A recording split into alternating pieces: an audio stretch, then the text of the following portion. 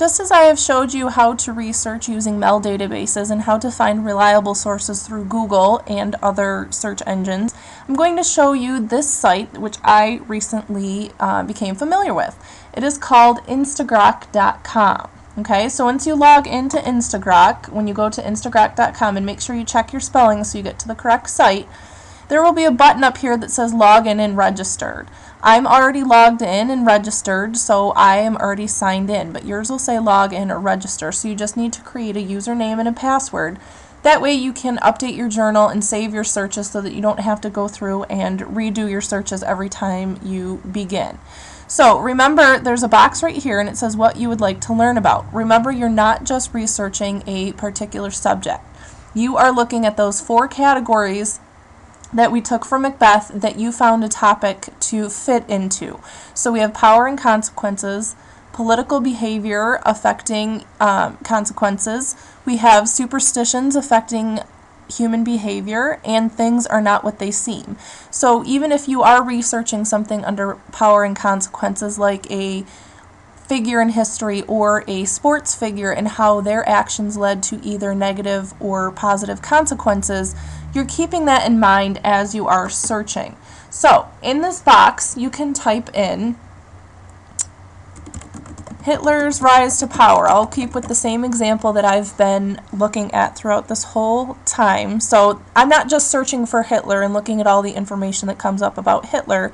I'm looking at his rise to power. So that'll give me a little bit more specific information.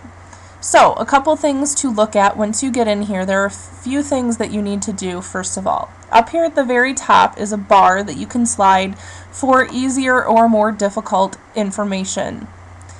I suggest all of you slide it closer to the Einstein side, but if it's getting a little bit too involved for you or the text is not easily understood, then slide it back a little bit until you find something that you are comfortable with. Over on the right hand side you can see that it lists key facts and shows you the websites where those facts come from. It also has information here. You can look at different websites, videos, images, quizzes, and glossary. The glossary is a really great feature to define some of the terms specific to whatever you are grokking or searching for. The videos will load related to what you have searched for. So basically this is a very good way to do some brainstorming and find out some different key terms that you can look up as you're going through and finding some of your research. Obviously with these websites you need to make sure that you are going through the reliability little quiz that I gave you to make sure that it's a reliable source with an author and a date, and then it comes from someone who is an expert on the subject and not just some random person who decided to post what they knew about Hitler's rise to power. Another cool feature here, you can see that it says graph, and it gives us a little graph of key terms that are related to our central search of Hitler's rise to power. And obviously this graph will change depending on what you are searching for and how you word that search. The tab next to the graph is journal. And automatically when I click on it, it says my journal on Hitler's rise to power, and then has my name and the date. So as I'm going through and doing research, I can either add in websites that I like, I can type in different key facts that I find. So I'm going to go ahead and label that right now, and you can get as fancy as you want so that it makes sense to you. So as I'm going through, I've got a few key headings that I'm going to operate under. So there's websites that I like, key facts. Maybe I have one about statistics that I find. And that way, as I'm going through and I'm looking at my graph and I'm looking at these websites and the videos, I can just simply go to my journal and add these things in and not have to worry about trying to write it down on pen and paper. Remember where I found that website or that key fact. It's all right here in one easy spot for me to find. So if we go back to our graph, depending on the wording of your search, and I'll just do this very quickly to show you.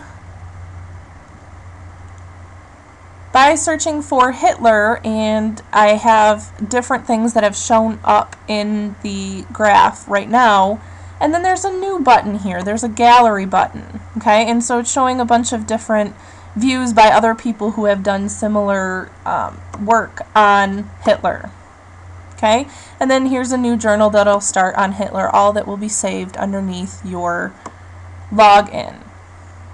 So if I slide that up to Einstein, and then some of my key facts have changed in websites and videos and images, etc. All of that has changed a little bit, and oftentimes underneath these bubbles there will be more information that will pop in as you go along.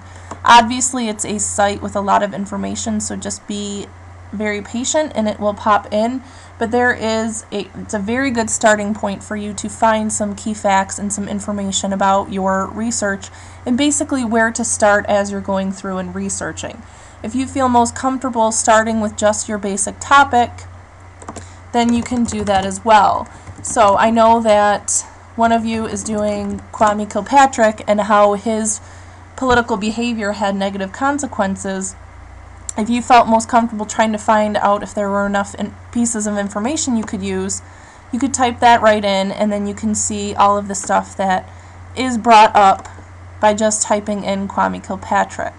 Obviously, once you get into your research a little bit more, then you'll be able to basically narrow this down a little bit and narrow down your focus so you're getting the information that you want in order to synthesize all of the stuff that you're finding online.